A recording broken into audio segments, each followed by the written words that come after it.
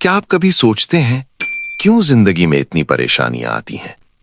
अल्लाह ताला कुरान में फरमाता है, हम जरूर तुम्हें आजमाएंगे, थोड़ा सा डर, भूख, माल और जान का नुकसान देकर, और सब्र करने वालों को खुशखबरी दे दो।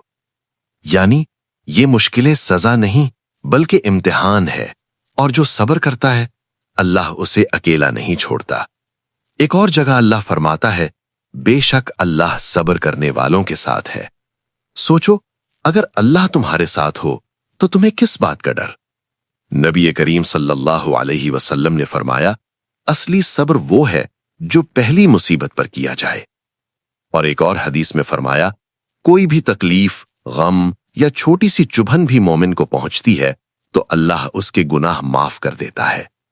मतलब तुम्हारी हर तकलीफ जाया नहीं जा रही, हर आंसू तुम्हें अल्लाह के करीब कर रहा है।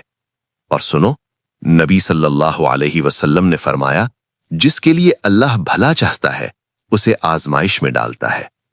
तो अगर आज तुम मुश्किल में हो तो समझ लो अल्लाह तुम्हें गिरा नहीं रहा बल्कि उठा रहा है।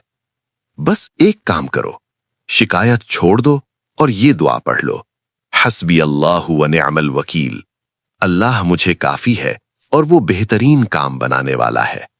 और याद रखो, सब्र का फल सिर्फ दुनिया में नहीं बल्कि जन्नत है। तो आज से फैसला करो, हर हाल में अल्हम्दुलिल्लाह कहना है।